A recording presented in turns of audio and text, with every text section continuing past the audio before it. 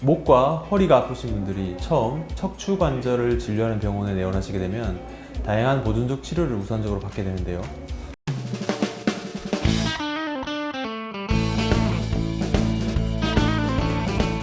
기본적인 도수치료, 물리치료, 주사치료 등의 보존적 치료에도 호전을 보이지 않는다면 다양한 비수술적인 치료를 고려하게 됩니다.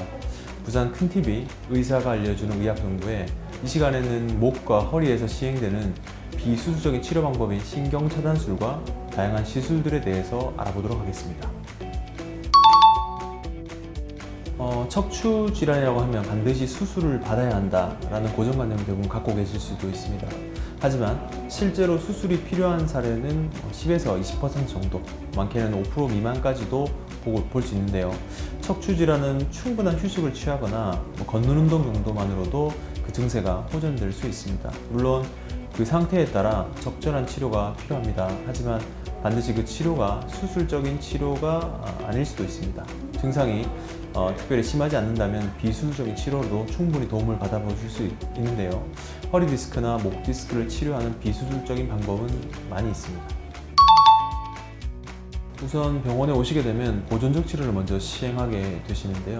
물리치료, 운동치료, 도수치료 등 보존적인 치료로도 증상 호전이 어렵다면 비수술적인 치료법으로 접근하게 됩니다. 그 종류에는 가는 바늘만으로 병변에 약물을 주입하여 통증을 감소시키고 신경 주변의 연부 조직 부종을 감소시켜 신경의 압박을 완화해주는 신경차단술이 있으며, 바늘보다 다소 굵고 길며 외부에서 방향 조절이 가능한 카테터를 작은 피부 절개로 척추관 내로 삽입하여 척추관 협착증이나 추간판 탈출증, 디스크 내장증 등의 디스크 병변을 치료하는 경피적 신경성형술이 있으며, 이에 추가적으로 필요에 따라 카테터 팁의 크기를 조절할 수 있는 풍선이 있어 보다 효율적으로 치료할 수 있는 풍선 카테터 신경성형술도 있습니다.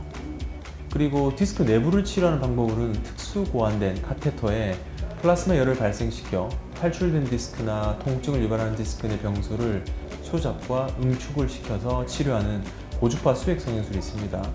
거기다 추가적으로 내시경을 이용해서 레이저 디스크 제거술 등 다양한 비술적 치료법들이 있습니다.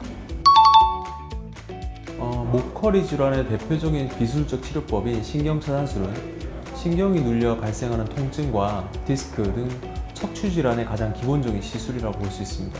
척추의 중심 신경에서 빠져나와 허리 통증을 유발하는 신경 가지를 찾아서 주사로 약물을 주입해서 치료하는 방법으로 통증 부위에 가장 근접하면서 약물을 주입하여 신경 주변의 염증과 부종을 감소시켜주는 효과를 볼 수 있습니다. 이런 신경차단술의 장점으로는 시술 시간이 약 10분 정도로 짧고 입원이 필요 없으며 시술 후 당일 기가가 가능한 점입니다. 또한 절개가 없이 시술하기 때문에 환자분 통증이 거의 없으며 고령 환자, 고혈압, 심장, 당뇨병 환자 등 기존 만성질환 환자도 안전하게 시술을 받을 수 있는 장점이 있습니다. 허리디스크 비수술적 치료법인 신경차단술은 효과적이지만 허리디스크 증상에 맞는 정밀한 검사를 받고 치료를 진행해야 증상이 악화되는 것을 막고 통증 발생 초기에 증상 호전을 기대할 수 있습니다. 그렇기 때문에 증상이 나타난다면 가까운 병원을 방문해 정밀 검사를 통해서 자신에게 맞는 치료법을 찾는 것이 중요한 것 같습니다. 척추 치료에서의 수술은 사람이 사는 집의 기둥을 수리하는 공사에 비유할 수 있습니다.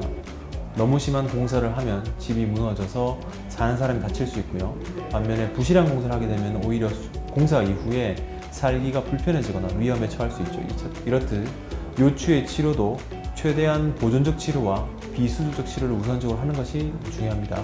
만일 수술이 필요한 상황이라면 적절한 수술 방법과 최선의 시기에 최선의 수술을 받는 것이 중요하다고 볼 수 있겠죠. 부산 큰 TV 오늘은 목과 허리에서 시행할 수 있는 각종 비수술적인 치료법에 대해서 알아보았습니다. 이번 시간이 환자분들에게 좀 도움이 되셨으면 좋겠고요. 다음에는 조금 더 좋은 주제로 찾아뵙도록 하겠습니다. 시청해주셔서 감사합니다. 좋은 하루 되세요.